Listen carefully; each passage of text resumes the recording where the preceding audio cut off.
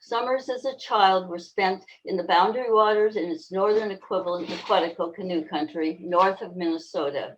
In the late 60s, he headed west to the Pacific Ocean in a different water environment. There at the U of W, as he fondly calls it, he first spent time in the saltwater and then later in the wetlands, earning 2 degrees. Working first at the Corps of Engineers and later at EPA, he honed his skills as a wetlands ecologist. When he retired, interest in the plants associated with the wetlands continued, and field trips to boggy places became a favorite pursuit. A chance discovery in the late 90s led us to Summer Lake, where the pitcher plants, familiar to him from his childhood canoe country, were found. And this led to explore other places where these non-natives kept showing up, planted by some interested amateur botanists.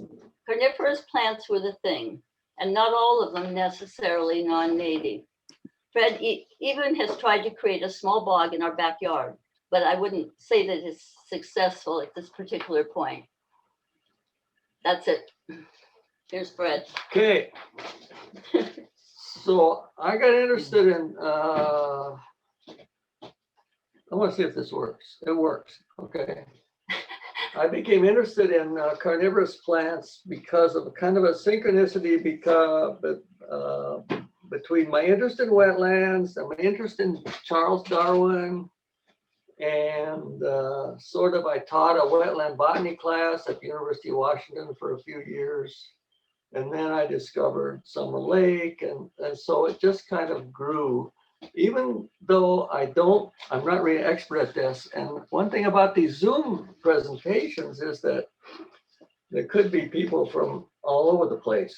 And some of them probably know more than I do about this, but anyway, so that's why they can, I don't think they can chime in, but they can ask questions or offer comments at the end to clarify things. Okay, so here it is.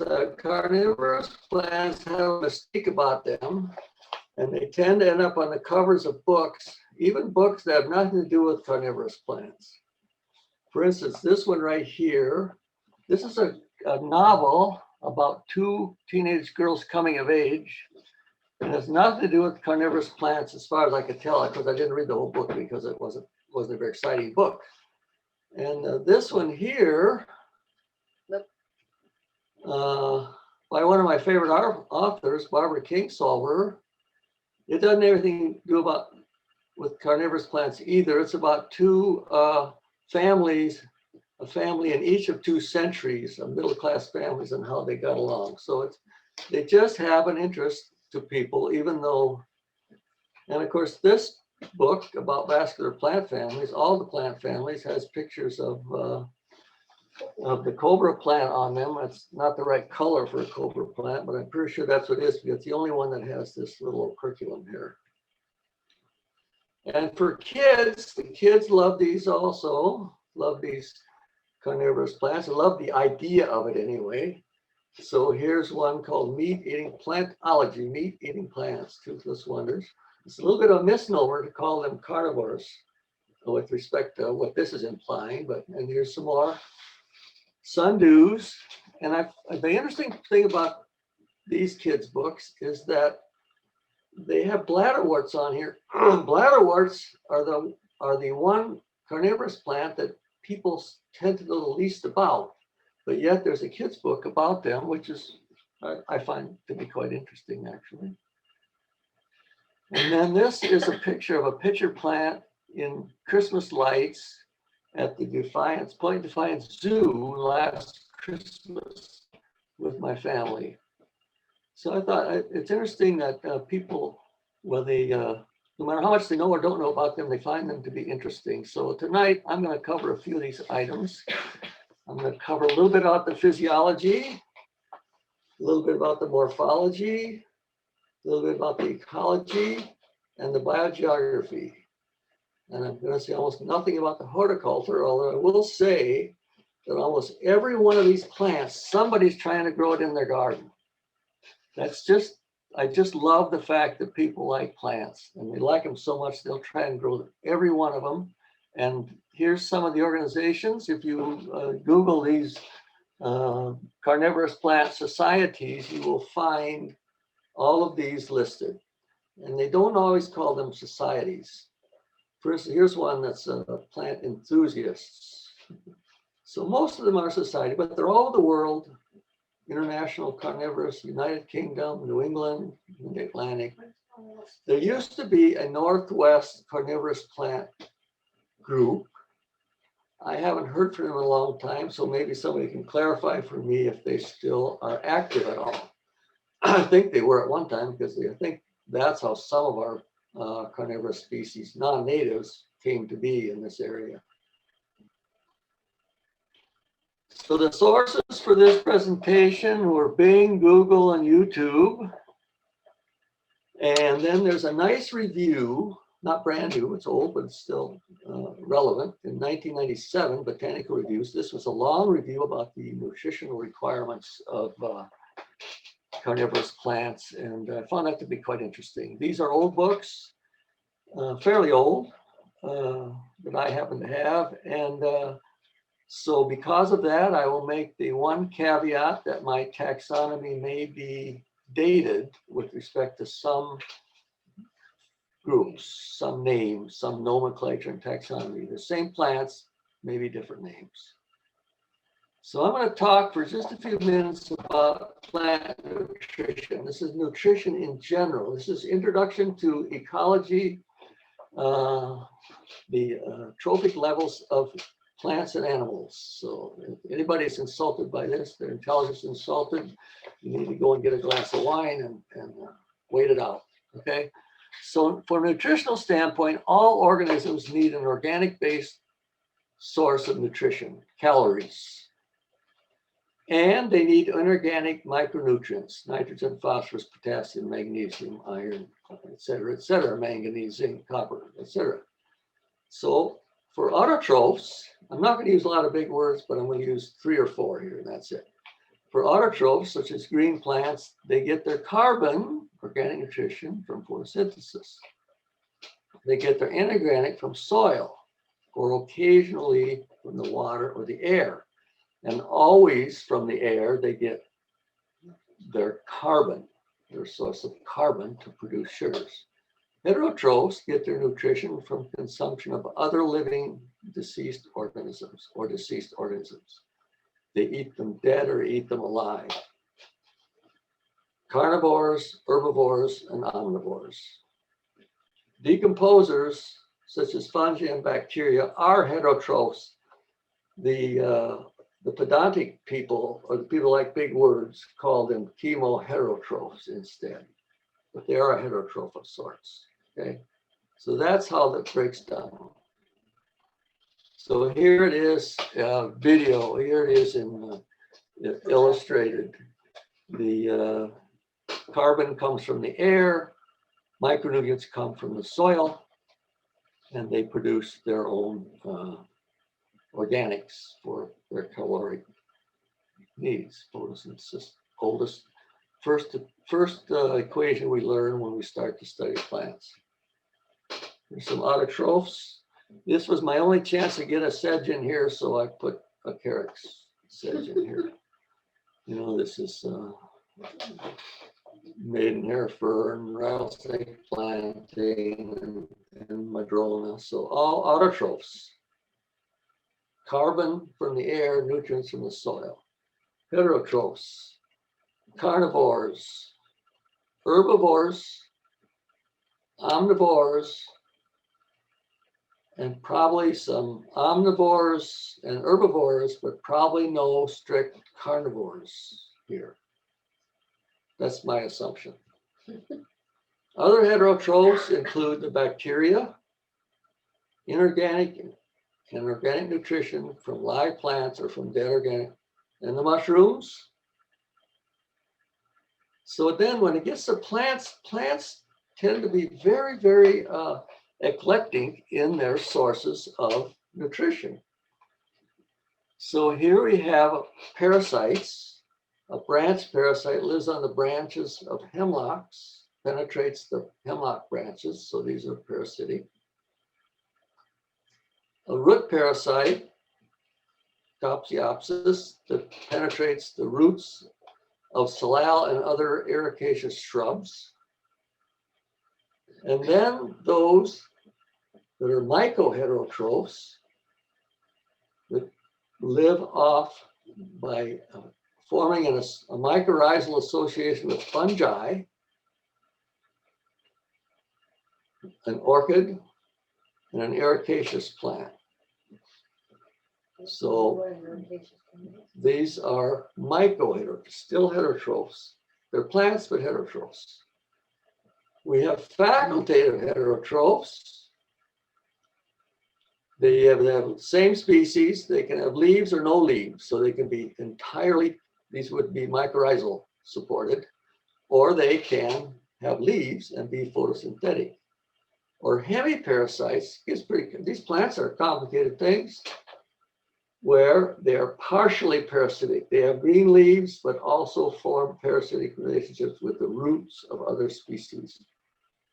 That was the basis for movement of many of the formerly Scrophulariaceae species into the Orobanchaceae in the new Florida Pacific Northwest 2018. So some more variations. Then we have carnivorous plants. So they get their organic nutrition from photosynthesis, not from eating meat for calories. That is the misconception that many people have. Their carnivory is based on inorganic nutrition from animals. They may get some from the soil as well. And here's some examples. We'll see all these again. So just to show you some examples. Inorganic? What?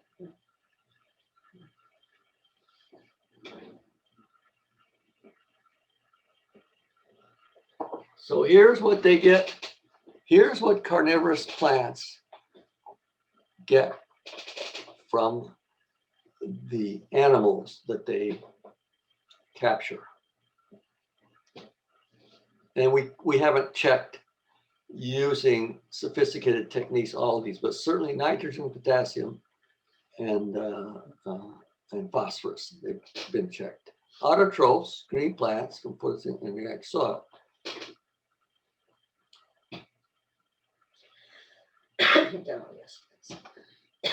That's a repeat. So based on that, what should we call a carnivore? Well, botanists like big words. So I've made some suggestions. Now, maybe somebody has made a suggestion that I'm not aware of.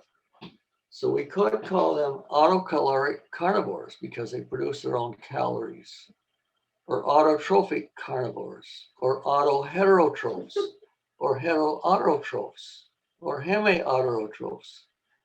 But my favorite is autocaloric heteronutriotroph. Well, okay, but you know they get their own calories, but they need insects or other organisms for their micronutrients. So that's enough humor for tonight. Here we go. Essential features of a carnivorous plant. In order to be considered a true carnivore, they must do these things. They must trap prey, digest their prey, and absorb the digested nutrients. In the laboratory, they've been able to raise carnivorous plants without providing any insects or other external sources of calories. They do this by, of course, providing ample nutrients for their limited roots that they have. In nature, they've been unable to show that many of them can grow well at all unless they have access to usually insects. In other words, they can capture prey. Their roots just won't do it because of where they grow. So the father of carnivorous plant biology is Charles Darwin. He wrote the seminal work in 1875, and everything from that point on has been basically an expansion of his work. He wrote this 400 and some page book insectivorous plants. And it's the basis, the starting point for everybody else's work. I've read a lot about Charles Darwin, so I just call him Chuck or Chucky. Darwin, as many of you may or may not know, he was an avid botanist. Really, botany was his thing. And you can see by all the publications he had on botany, besides insectivorous plants, varied, such as the different forms of flowers on plants of the same species, the power of movement in plants, et cetera, et cetera. So he really was a botanist. He collaborated with these people in this work. Howard was one of his sons who did the illustrations for his book. Francis was a physiologist. I think he taught at Oxford or Cambridge. And he was a plant physiologist. Thomas, what? What was Francis? Francis was another son. Okay. Thomas Huxley was his source of information for all things zoological, as well as his bulldog in pushing his theory of evolution. Hooker was his all things botanical from the US side at Harvard. At Kew Gardens, everything in England, and Asa Gray from Harvard for everything in the US. He was an avid correspondent with all of these people, even though he didn't live in London, to always asking them questions about this, that, or the other thing. Here are Darwin's greenhouses where he studied carnivorous plants. These are his actual greenhouses reconstructed. We went back to, we did a Darwin tour in Edinburgh and London and his home in county of Kent, village of Darwin, a village of Down. And we visited his greenhouses, which have been reconstructed, but they're still raising. This is a cobra plant here, as a matter of fact. And here are some of the illustrations by Howard Darwin in his book, Drosera rotundifolia. So what were the objectives of his, in all of the experiments he did in his book? He wanted to show that they captured prey, that they digested prey, and they assimilated the prey. So his ways of doing this were, of course, he could observe the capture. They didn't have as sophisticated chemical techniques at that time, but protease was the main digestive enzyme that he was looking for. And then the way he inferred that they were assimilating the nutrients is that he grew them with or without providing with insects. Without insects, they did not grow well at all. With insects, but without light, they did not grow well at all. So in other words, they needed light and a source of inorganic nutrients. Light for carbon and insects for nutrients. So that was his way of inferring that they must be assimilating the nutrients. These are the things he investigated. He used small quantities of these to introduce to the leaves of carnivorous species. And of course, as you might expect, the ones he got a reaction from were these things: nitrogen compounds, meat, and insects. Darwin had a lot of friends in the scientific community, and one of his friends had provided him with the latest model of scale, and he was enamored with the scale. So that's why he was able to do this. The smallest particle which was tried, and which acted plainly, was only 8/1000th of an inch in length and weighed 178,740th of a grain. I love this quote. I hope it's right. This comes out of his book. So that's an amazing thing for the 1870s. That's amazing. He investigated Drosera rotundifolia. Mostly of the 400-page book, 250 pages are on Drosera rotundifolia, but he also investigated all these other species. And I won't go through them all because you would be bored to death if I did. But anyway, he sent away and asked for specimens of these from other people, and they would send them to him, and he investigated them. So the modern methods, other than Darwin's inferences, are in order to determine if the plant is actually assimilating these nutrients from these organisms, they raise the plants in a greenhouse or some kind of a cultured situation, and they label the nitrogen or the phosphorus or the potassium with the radionucleus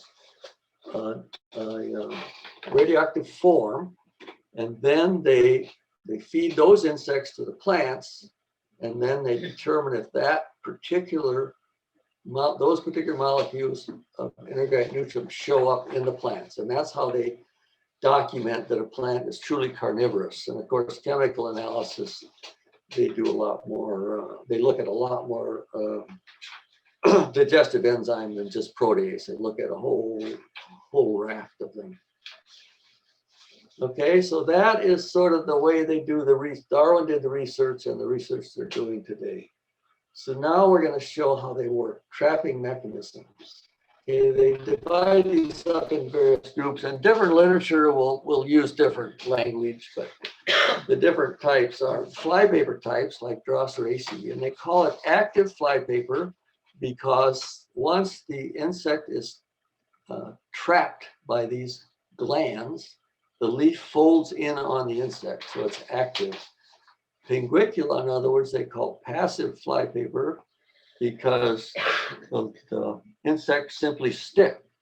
Now, we heard a presentation, if you might have caught or might not, of Patrick Loafman on his work with flora of the Olympic Peninsula and beyond.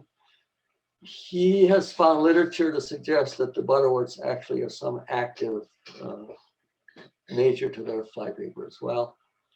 And here, a rainbow plant, these are just other species, which I'll talk about a little bit later. They're all passive flypaper as well. Then the pitfall traps. One thing you will notice about these different mechanisms, it is not family specific. The trapping mechanism is not a family character. The same family might have species with totally different morphology and different trapping mechanisms. Okay, so there are four main families that use pitfall traps. The Sarraceniaceae, of course, the pitcher plants that we're mostly aware of. The Nepenthes, the Penthaceae, the Cephalotae, this is from Australia, and the bromeliads. Now, the bromeliads, as you will, they all have these leaves and they hold water. But they've really only documented a couple of species of bromeliads that are actually carnivorous. So that's, but they have documented a couple of them. They would be called pitfall traps. Now, these traps are not, for instance, in the Sarracenia and these actually true pitchers like this, these pitfall traps are pretty complicated in the sense that they generally have some glands at the top that attract the insects. Then there's a slippery part just below that, so the insect slides down. And then there are a series of downward facing hairs that keep the insect from escaping, and then below that are some more glands for digestion. So they're pretty complicated structures. Snap traps. You'll see this is, of course, Venus flytrap, same family as sundews or Drosera, but a completely different morphology. And here's the other snap trapper, which is Eldovandra, which grows all around the world. And I'll show a better picture later, but it has little bitty snap traps, similar to the Venus flytrap. And then the bladder warts, Lentibularaceae, these are trigger hairs right here. These are just attractive, but these are actually trigger hairs. When these hairs, this bladder is filled with air. When these trigger hairs are contacted, the trap door opens and sucks in the insect. This is the fastest movement by any plant known. And if I was showing this in person, I'd show you a little clip. from the internet that showed this actually in real time happening. You can go to utricularia or bladderwort and Google it anytime you want, and you can find multiple different videos of this happening. It's an amazing thing. And here are the little bladders here. So we call those the suction traps. And then there's the Lentibulariaceae. Incidentally, if you notice, these were also Lentibulariaceae, even though they're completely different morphologically. Here's a Genlissia, which is also in that family, but has a wholly different way. Let's see where they go. Different way of trapping insects. It has these things that look like roots, which are actually underground leaves. And they're spiral. And the nematodes and very small protozoans and nematodes, very small animals, enter, and they get up to here, and they have backward facing hairs, just like the pictures, and they can't get out. So they continue off, and they're digested in here. So I don't know why they quite look like a lobster trap to me, but that's what they call them, lobster traps. Corkscrew traps, you should call them, Ann says. And so that's what they are. You can see the leaves look pretty much like Pinguicula, so they're in the same family. So interesting enough, even though it has this complicated mechanism, this plant, Genlissia, has the smallest genome of any plant that has been sequenced. So how do you have a small genome and have this? I don't know. Anyway, that's just a little bio bit. So where do they grow? They grow where there's high light. Why would they grow where there's high light? Because their leaves are modified so much that their photosynthetic ability is inefficient and limited. Therefore, they need high light so that they can photosynthesize enough to grow, to produce enough calories to sugars. Typically, these are low nutrient places. They have a very limited root system, so they have a limited ability to take up nutrients or water. So they grow where nutrients are low, soils are acid, and soils are wet. They're wet enough so that they are able to get enough water. So that's why you think of them as being a wetland with some small number of exceptions. So bogs, fens, seeps, and other wetlands. So they not so much in swamps, because swamps are typically have woody vegetation, much more shady, less open, and so they are not so much in those. But bogs, fens, seeps, and other wetlands. This is the exception. It drives in the deserts of Spain, Portugal, and Morocco, but that's the exception to the rule.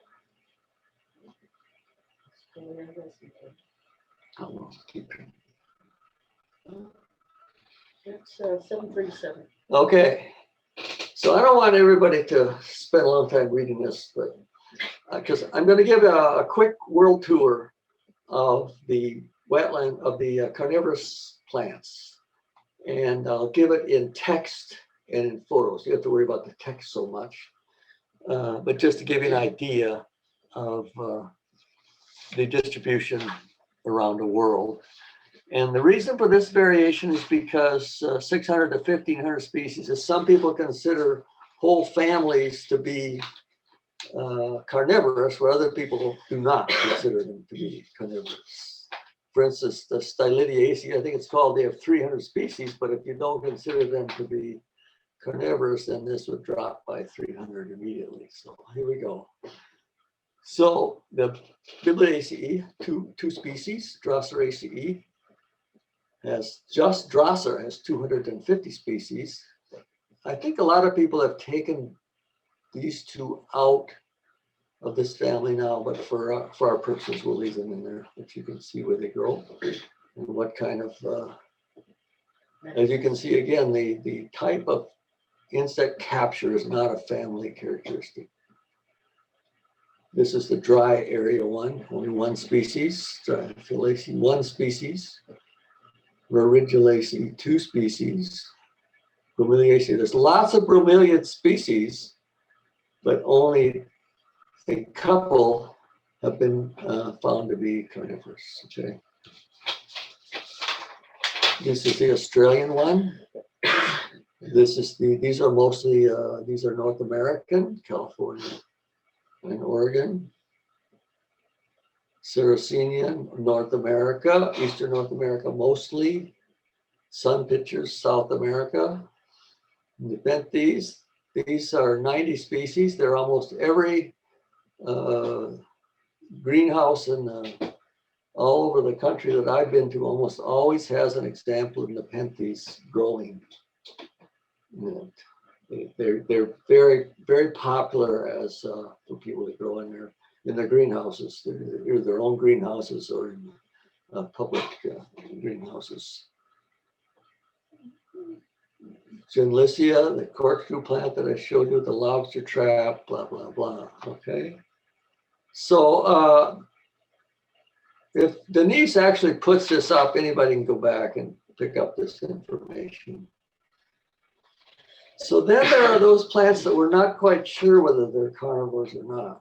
I don't know this species at all, and I don't have a picture of it, but surprisingly enough, our common shepherd's purse, this guy here that grows all over the place, sidewalk cracks, and every waste area you go to, you find it, shepherd's purse.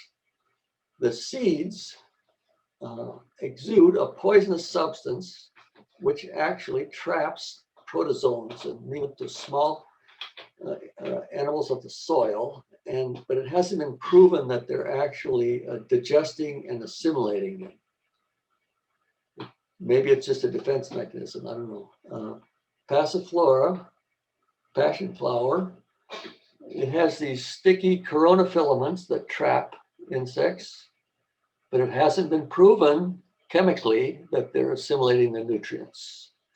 Same is true of our teasel. It always has these cups, and you do find insects drowned in these little, where it traps water, where the leaves, at the joint where the leaves connect to the stems. So it's surmised that they may be partially carnivorous, but no proof. Stelidium. That's another one. It is not 100% shown to be the thinner species. Southwest Australia. I didn't see a single one when we were in Southwest Australia, but that's how much I knew. I probably never knew what they looked like when I was there at the time. But they have glandular hairs on the flower stems, which, and they have found protease, but they haven't done labeling experiments to show that it's actually assimilated. Anne said we saw this plant in Australia. Oh yeah, the trigger plant, we saw that. Well darn, that's right. I remember the trigger plant, it was fantastic. Anyway, Sue and Kelly have been nice enough to give me a plant of a Stelidium plant that I have in my little fledgling carnivorous plant garden I'm starting.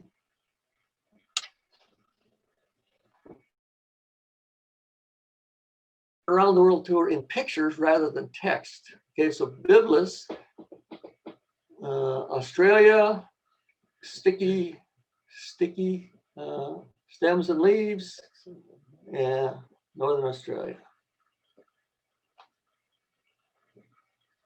This is a round the world tour. I'm gonna do it quick because I want to talk about the plants from our area. Aldovandra, this is one you can see the little traps a little better, the little snap traps a little better. I think there's only one species, but it's all over the world. And you can see that the flowers look like a sundew flower or a Venus flytrap flower. So that's why it's in the Dipsacus.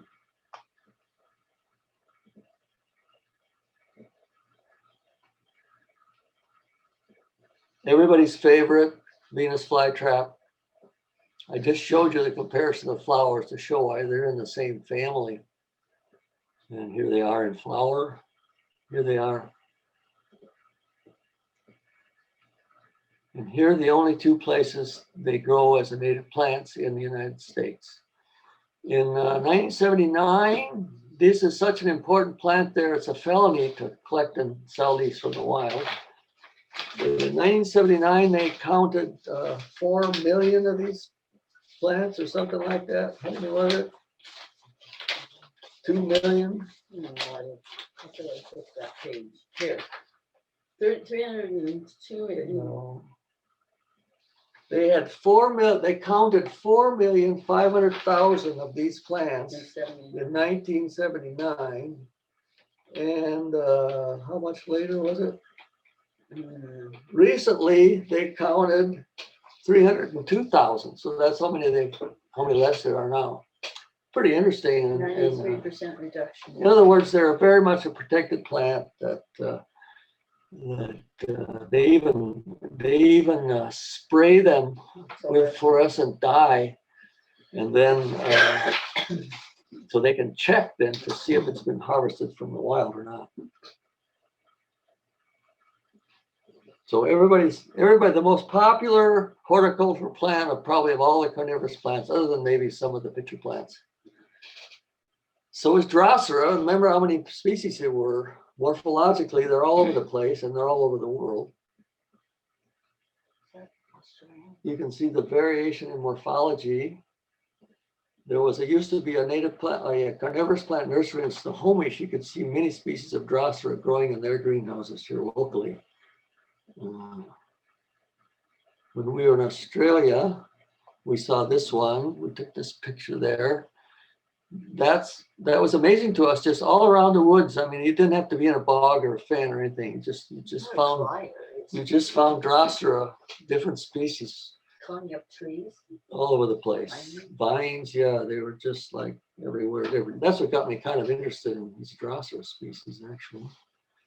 This one's just a spin-off from the Droseraceae and Drosophiliaceae. They spun it off because it's such a different habitat and different, I don't know the morphological reasons, but anyway, it grows in these dry areas in Spain, Portugal, and Morocco. And here's an interesting plant. There are only 3 species, and only one of the 3 is carnivorous. This plant begins its life in West Africa by growing these rosette of basal leaves, enough photosynthesis to then produce another type of leaf that is sticky and captures insects. And then it produces another type of leaf and becomes a vine, a liana. So it's a plant with 3 types of leaves in its different life stages, which is pretty interesting. And here's another big family, or not a big family, but another family that evergreen shrubs endemic to South Africa. They have sticky leaves, and they have shown these definitely to be carnivorous, wet soil in the mountains. In the bromeliads, only two of the brochynias are carnivorous, and that's the only ones I'm aware of that they've shown for sure to be. I have a special place in my heart for this plant, in that this is the Albany pitcher plant. Grows near Albany, Australia, in Western Australia. When we were in Western Australia, in Albany, they were having a native plant show when we were there. So that's fantastic. So we went down there, and it was fantastic. They didn't have any qualms at all about selecting lots of native plants from the wild, bringing them into their show and putting them in vases or whatever to show them off. So we asked them where we could find this plant, and they wouldn't tell us. And they said, we can't tell you a secret. It wasn't far from Albany, where we were. And so went by the next day, we're still finally convinced them that we're legitimately interested in it. We didn't want to harvest it and take it away. And so they told us exactly where to find it. So we spent the next half a day searching that place, and we didn't see it. That's I have to go back. Sort of one of those things that you have to go back for, I guess. But anyway, it's a cute little pitcher plant. It's one of a kind there in Western Australia, around the town of Albany. near the Indian Ocean. These Sarracenia species are largely North American, southeast coastal plain, this species. This family, also in the same family, Helianthera, South American sun pitchers. I thought they were a different family. I should look that up. And all pretty neat too, right around here. And then the Penthes, old world tropics. 90 species, so there's a lot of them. Let's see where they grow.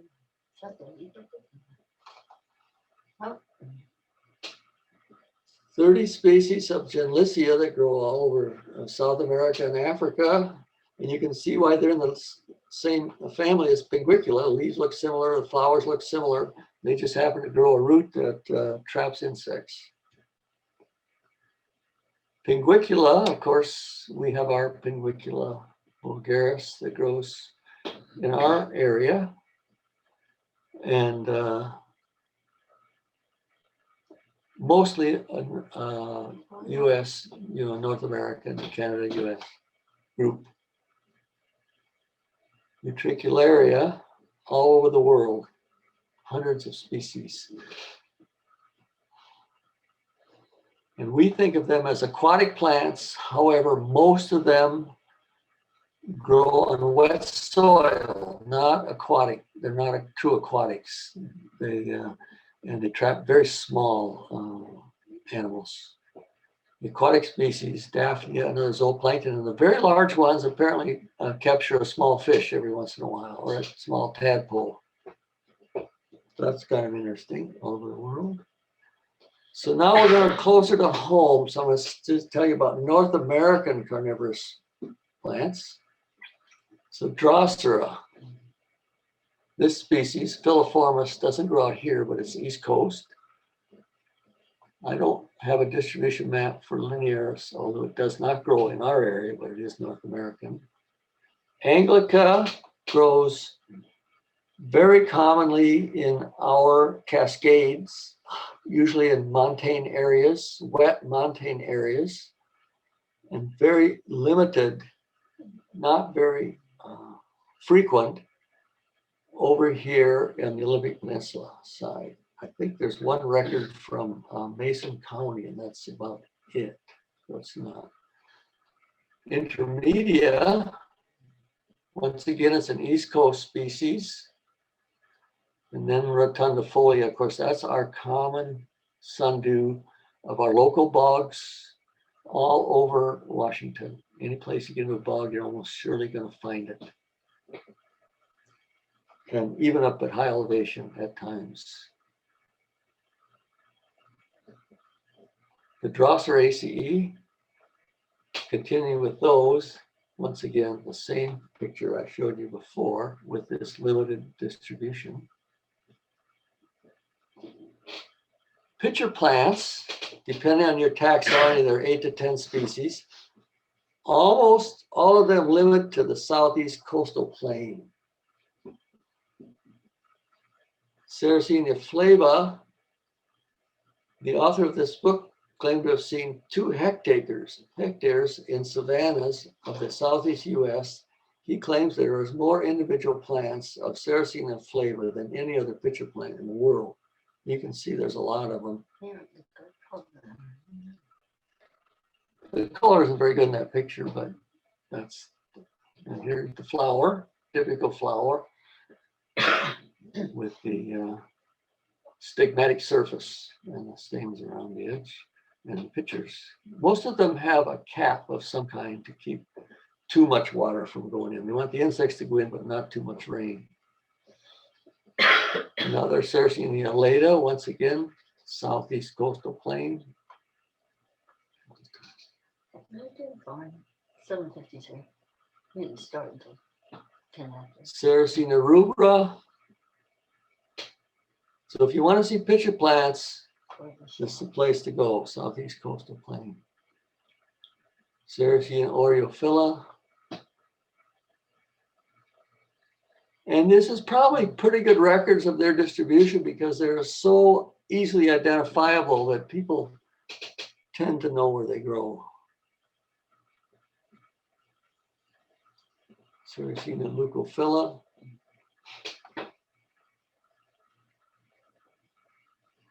Minor. Rather than have any cover, it's got a hood. Well, that's interesting. I forgot about that.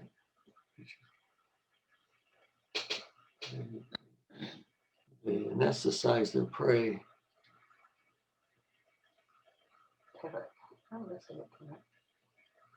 Here, pitcher plant. Incidentally, some of these plants, while they assimilate nutrients from their prey, they do not do so directly. In fact, there are bacteria and other organisms and other insects, carnivorous insects, which actually eat and digest the prey that the pitcher plant has captured. Then they defecate, and the host plant, the carnivorous plant, gets their nutrients from that. So they don't get it directly by digesting them themselves. Yeah, it takes it's a longer pathway. So there's one that comes a little closer. The northern pitcher plant, side saddle. They got all kinds of names for these. It's the one you saw. Okay. And this is the plant. You can see it gets into parts of Minnesota and Ontario, which I used to spend my childhood time canoeing, a lot of it as a teenager, and they were pitcher plants there. That's how I got to know them. But then for some reason, this one escaped from the southeast and is tolerant of a wide range of climatic conditions, obviously, to still clear up the northern Canada. So that's a very different distribution than the. And then Darlingtonia,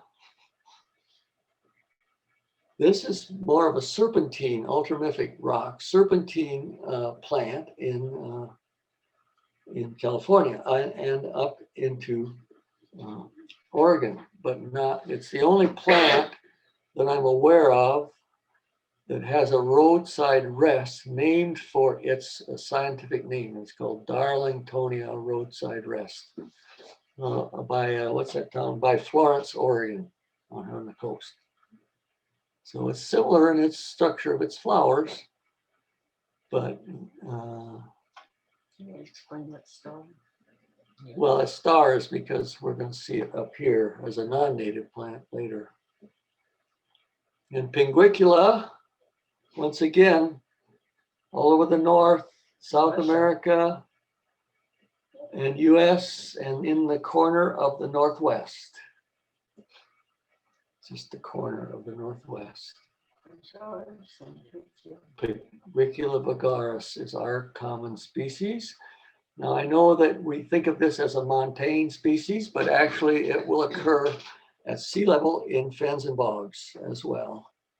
We just don't look for it there as often. Utricularia, once again, worldwide, 230 species.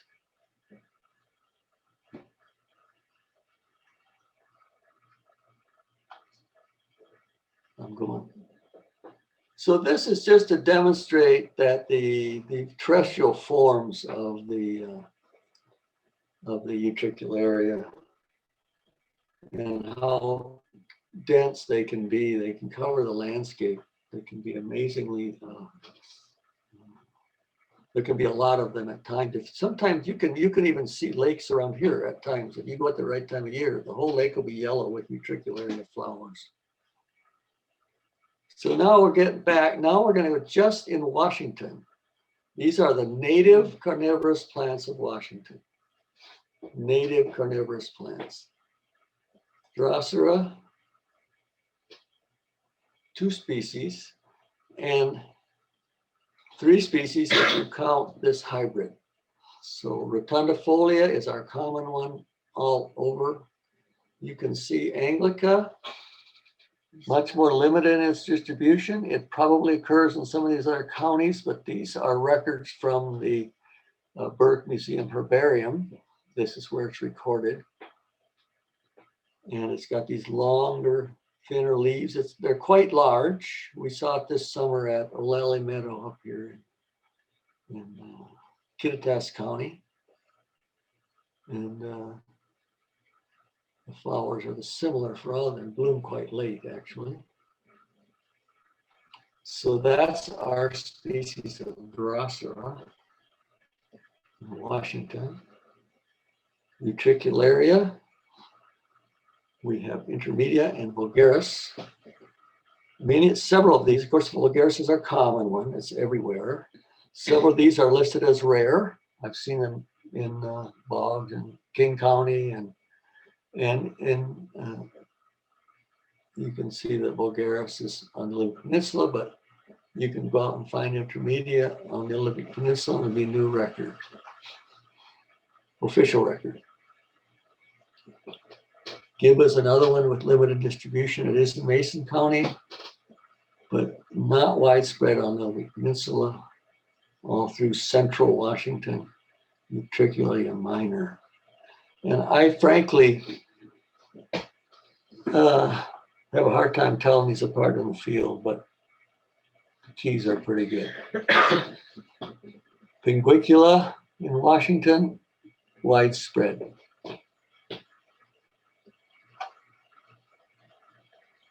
Which many of you have seen, and we always look for it up at Hurricane Ridge. Switchback Trail when we go to Hurricane Ridge. Now I'm going to go to another group of plants in Washington, tell you a little bit about them because there's such, people find them these carnivorous plants to be so intriguing, so I'm going to show you the non-native ones that have been discovered and sort of the history of their occurrence in Washington. So I don't know much about this one. Inflata, I don't know much about this one. I just know that it's been found in these places. I've never seen it myself. And if I saw it, I might not know it was the non-native species, but it's interesting that it would be a utricularia. Now, utricularas get around pretty well because of the waterfall, they can be carried by a waterfall to different places. So now we're going to go to a place called Summer Lake in Skagit County with many of you from our chapter, and I've led many field trips there and from our chapter, Olympic Peninsula Chapter as well. It's right here. Highway 9, Lake Kavanaugh Road goes up like this. And here's where Summer Lake occurs. It's a nondescript lake right along the Lake Kavanaugh Road. Doesn't look like much when you go by it. I'm going to skip this. This is what it looks like. And its level is controlled by a beaver dam, which when the beaver dam is breached, you can walk into it reasonably well. It's treacherous, but you can do it. I'm hesitant. I won't take any groups there anymore because one time I took a class there, and if Mike Marsh is watching, he'll remember that we drowned his Pentax camera there, and it was never the same again because you have to cross the moat on some planks and it's easy to fall in. So in 2018 and 2019, I tried to get in there, failed both times. One time I did get in, but it was so deep, it was up to the top of my hip boots just to walk around the shore. So it didn't see much. But this year we got in. We just, we didn't put any boots on, we just walked in. And it was a nice warm day, but the dam has been breached. This is about a quarter-mile long lake. Doesn't look like much from here, and the people go fishing there. And they said they catch bass and sunfish. This right here is a floating island. Right here. Yeah. You can see the logs, and it's been there so many years. It's all grown up with trees. So one time, Peter Zika and I went to this lake. We went down to this other end of the lake that we can't see from here. We were looking at the plants, pulled our canoe up, and we looked up, and our canoe was on the island and had floated down across the lake. So we had to walk around the shore till the island came ashore again, and then pick up our canoe and get back to where we were. So I don't remember the story as well as I might, but that's what I remember. So now you can begin to see why it's different and unusual. If you look across here or here. And here's a little map that here, I'll show you. Back in 2000, let's see, first publication, 1998, I published a little article in Douglasia under a heading of Oleobotanica. I was proud to share a column with Art Krukeberg, where every other edition we would write about something interesting that we found in plants. And so I wrote an article in 98 about this lake and the plants and some other places where I had found pitcher plants in Washington. And in 2000, I had done a lot more work, and I wrote a longer article, Ann and I did. And Richard Robaum was the editor of Douglasia at the time, so he titled it The Little Bog of Horrors. Good plants go bad. And yeah, when good plants go bad, Venus flytrap on the prowl. So that was Richard's 2000 issue of Douglasia. It was quite a bit of detail in there about what we found. There it is. So here's what the lake looks like. This is a bog fan area. This stretch right here represents the area through which we found purple pitcher plants or northern pitcher plants, Sarracenia purpurea. That was the main thing at that time. This was in 2000, so things are quite different now than they were then, but that's what it was like in 2000. So in that lake in 1997, we discovered 13 plants of Dionaea muscipula, Venus flytrap. We saw a few plants of Sarracenia flava, a few plants of Sarracenia leucophylla. And we saw about 60 plants of Sarracenia purpurea. It was in 97. Oh yeah, 42, then we were 60 in 2000. Okay, and then we saw a few plants of Darlingtonia. Well, why were all these carnivorous plants found in this one place? Well, I don't know. There's a Johnny Appleseed of carnivorous plants out there someplace bringing them. I had a theory that the people who ran the town of Snohomish is very close to here. The people who had that nursery used this area to outplant species and see which ones would grow here. That's my theory. I really don't know. So that was interesting. Found all those plants there. What happened was in 1996, Art Krukeberg and Dennis Paulson told me about some pitcher plants that were growing in Kittitas County, which I'll talk about in a minute. And I thought that was pretty interesting. And they were at Lake Ketchus Lake, or a bog near Ketchus Lake, right along I-90. So I went over there and looked, and I found them. And that was later in the same year. Sarah Cook and another, I forget who else, told me about some pitcher plants in Skagit County. So I went and took those too. And that was when I started kind of keeping track of where these plants were occurring in Washington. So here is the distribution in Washington of the Venus flytrap as we know it now. And this plant is only a place in Washington, and it is not included. It is only noted in Hitchcock, in 2018, Hitchcock Flora. It is not in the Keys. And this Darlingtonia is not even shown to be distributed here, although it has been, because the history is in 1973 edition of Hitchcock, it's mentioned as occurring at Chase Lake in Snohomish County. And so was Sarracenia purpurea noted there. So I went to Chase Lake in the 1995, 96. And of course, it's all developed around the lake now. I couldn't get to many places, but I couldn't find it. And I talked to the neighbors and they knew nothing about it.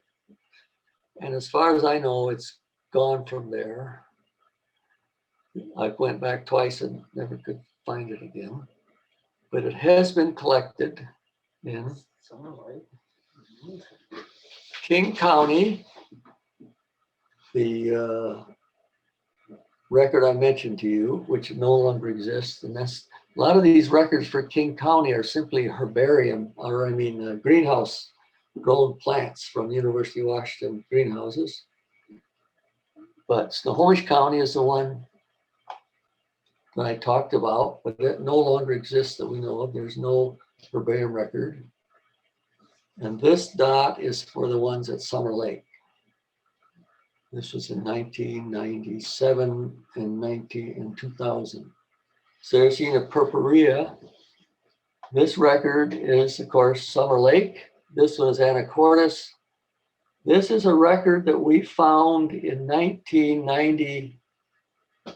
2004 in Chelan County at Fish Lake Bog. It's the only time it's been seen there. This record in Kittitas County is at Swamp Lake near Lake Ketchus along I-90. So that's the records for this plant.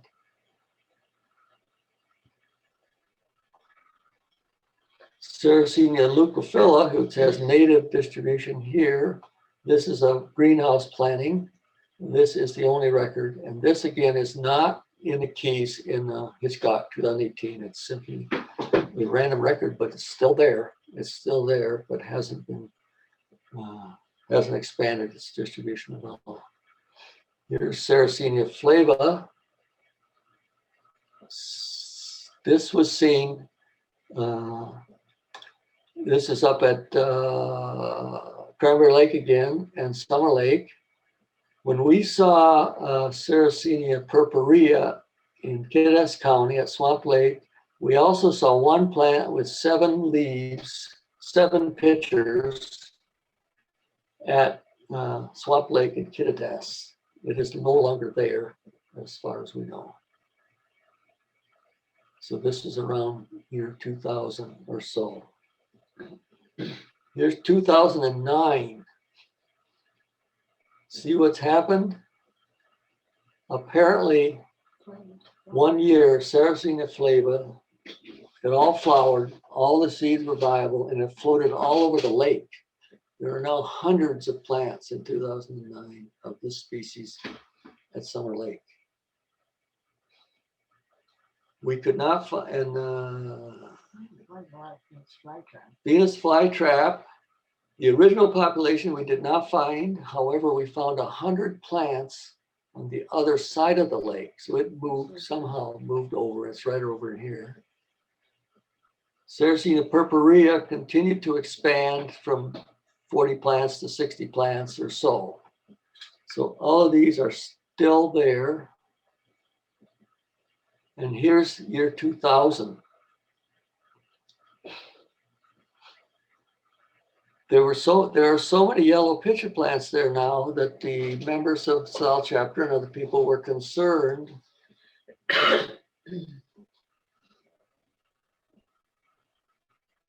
these pitchers are full of insects, that they were actually so many pitcher plants, they were impacting the pollinators.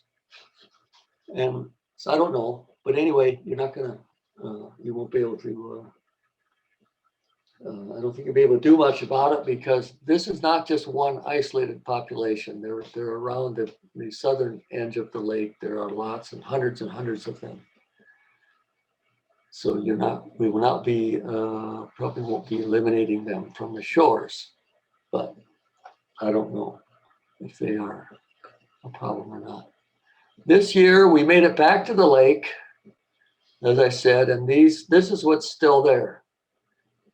We counted about 100 plants of Venus flytrap. There are very few plants of these. There's a 60 to 100. These, the interesting thing is that the northern pitcher plant, Purpurea, the population expands, but it doesn't move to the other side of the lake. It just grows a little bit bigger, whereas these guys apparently set seed and the floating seeds float to the margins of the lake and they all grow. And somehow the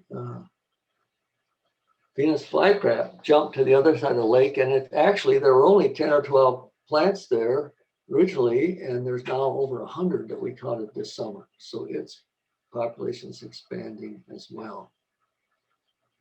Just to give you an idea of the fate of the plants over in Kittitas County at Swamp Lake, I forget how we counted, 8 or 10 in the late 90s. So when we went back in 1999, the Forest Service, I think it's the Forest Service because it's their property, they had tried to dig them out, and they had dug out and gotten and eliminated the yellow pitcher plant, Sarracenia flava, but there were several of the purple pitcher plants still left. And Ann and I went back this summer again, and I think there were 15 or 20 pitcher plants still there. So that population apparently is just kind of hanging out there. So then the question comes, these are non-native plants, don't belong here. So is there an issue here with them? Of course, there was the pollinator issue. And then the thing about these is that some people think they're just interesting curiosities. Some people think we should get rid of them. But anyway, so far, they've not really, except for that yellow one, they haven't expanded too much. And what we have not found is we have not found them downstream. We haven't found them moving around to other habitats. So I'm treating them as interesting curiosities for the moment. Other plants at Summer Lake, here's a Eriophorum virginicum, which is a East Coast plant that grows in, what do you call it, cotton grass that grows in. Schusteria palustris, a native plant, but unusual, that grows in Summer Lake. Juncus canadensis grows in lots of cranberry bogs and we found in, I miskeyed it for years before I figured out what it was in Summer Lake. Pinguicula vulgaris grows in Summer Lake, and of course lots of Drosera and Carex utriculata, lots of that. So it's worth a trip just to see the interesting plants if you want to make the effort. And we don't know the fate of any of the other pitcher plants in the state other than Swamp Lake, which I mentioned.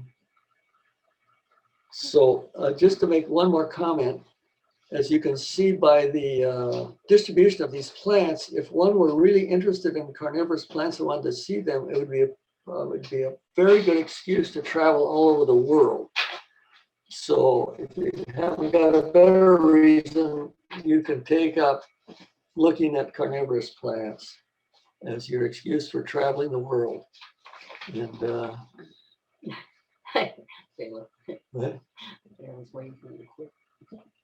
and here's who we need to thank for the pictures. Lots of them I got from the internet. Image collection UW from Ann and I. Okay. Self-explanatory. Thank you. Okay. Thank you, Fred. That's fascinating. I got to go to that Summer Lake. 18, so it's been an hour. Okay. I see a whole bunch of questions for you, so don't go away yet. Okay, I'm going to start in the chat box and then I'll move to the Q&A box. The ones that are questions are, why does the Venus flytrap have such a limited distribution? Same question for the Darlingtonia's limited distribution.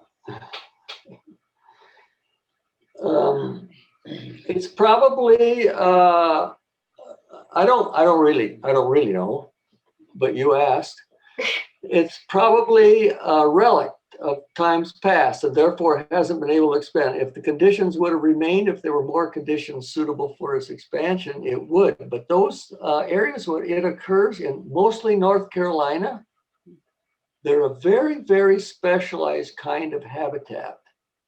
And that kind of habitat does not really occur very many places except there. That's the only reason I can think of. And of course, none of these plants, most of these plants do not have a they're not wind distributed. They don't have ways of traveling unless there's connected by water so the seeds can float or whatever. So they're not good at populating other areas. But if moved by us, of course, obviously they can live in other areas. I really don't know. And that's, usually when you got a question, you know the answer to, you get a short answer. If you don't know the answer, you give a long answer. Okay. So that question, by the way, was from Patricia Cerrone. She has another question. Is acidification necessary to solubilize the inorganic minerals in bogs? Is what necessary? Acidification. Acidification. Necessary for what? Solubilize the inorganic minerals. No. I assume that No, makes in fact, the acid conditions are the reason why these bogs are so, even though there's lots of organics there, they don't get broken down in their nutrient pores because plants are not very capable of taking up nutrients in acid conditions. So even though there's a lot of nutrients there, they're not available to the plants. They generally get up around, these bogs are right around 3 to 4.5 pH, and that's not very amenable for absorbing nutrients from the soil. Oh. Thank you. Let's see. Dave Zink says there's also a pitcher plant in Newfoundland that's their official provincial flower. What? That's So just a good deal. What one is it, Dave, if you're still there, type in the name of the pitcher plant. I don't know. Joan asks, I am curious about how the Coast Salish people relate to the native carnivorous plants. What? So, I've never seen anything ethnobotanic. Of course, in this coast, all we had was, we didn't have a lot of them. Pinguicula, the utricularias, the Pinguicula, and the Drosera. So we didn't have a lot of them, and I do not have any knowledge whatsoever of their ethnobotanical importance to the Salish. If somebody else might know, they can chime in. I don't either. All right. Well, we're just going to go on through a few more questions and try to wrap this up pretty soon. So Patrick Loafman says, so plants like Drosera that are mostly red still have some chlorophyll and a limited ability to photosynthesize? Question. They're fully functional from a photosynthetic standpoint. They do not acquire any carbon nutrients from the insects that they digest, only inorganic. They're fully functional photosynthetically. Their stems and leaves are almost always all photosynthetic. Even though they're inefficient, it's enough. There's no evidence. In fact, if you label carbon in the insects that you feed the carnivorous plants, you will not find that carbon in the plant. In other words, they are not acquiring calories from the prey organisms, only inorganic nutrients. I'll add to that a little bit too, because I know something about the red color is anthocyanin probably, and it just covers up the chlorophyll, but it doesn't mean the chlorophyll isn't there. Good. So they're still photosynthesizing with chlorophyll. Steve Erickson says, is there any correlation between habitat, climatic regime, geography, and prey mechanism? In other words, which one's a pitfall, flypaper, etc.? Well, those are an awful lot of things to correlate. but you know, if you look at something like Eldovandra or Utricularia or Drosera, they're around the world. So it's habitat. They adapt to cold and you know, all different climates, seems to me. So I think it's appropriate habitat more than anything else. And of course, the pitcher plants, the three different main groups of the pitcher plants, simply are on different continents, and therefore evolutionarily they were convergent in being pitcher plants, but they were not convergent in terms of speciation. So they're different species, but the same trapping mechanism. So I think it's primarily the habitat, the specifics of the habitat, not the climate so much. I don't really know. Okay, here's another one to stump you. Jack Massey, some sources mention conine, a mild narcotic, being on the edges of some pitchers. Can you shed any light on that? Yes, that was that one doctor. There was a medical doctor. I didn't know that was the chemical, but yes, they have been found to, they're able to, would that be something that anesthetizes, or is it a poison? Anyway, they were able to, instead of having a situation where the insects couldn't escape, they were inactivated chemically by something. And I didn't know that was the chemical that did it, but that's what they, that is true for some of these, particularly the pitcher plants. So yeah. Okay, and then we have some informational comments here, like the name of the Newfoundland pitcher plant is Sarracenia purpurea. Oh, you're right. Yeah, so, yeah, it is. And Mike Lee says the lake he thinks is called Sumner Lake, a portion of which is under conservation easement held by Skagit Land Trust. It's That's summer. It's Summer Lake, though, I think. Depends, maybe it's different on different maps. My maps call it Summer Lake, okay? But is it in Skagit County? Skagit County. Yeah, it's the same one. 'Cause that's what- I've looked it up. I've seen it called Sumner Lake before, but it's not Sumner Lake everywhere. But it seems right. In between 2000 and 2006, about someplace in there, the Skagit Land Trust acquired a large portion of the lake, Mhm. and they have signs on there about how careful you should be, and also you shouldn't access it. But the fishermen have been using this lake for years and years. So they're, No, it sounds like the same one. yeah. Yeah, In fact, they leave boats there sometimes. Yeah. So it looks like you can, Mike sent a email or a website link for the Skagit Land Trust properties, and you can look up Sumner Lake on that website.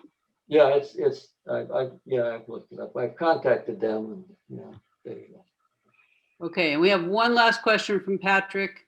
Is the cranberry bog on Fidalgo Island, where pitcher plant Sarracenia purpurea and Sarracenia flavia were collected, easily accessed, or is it on private land?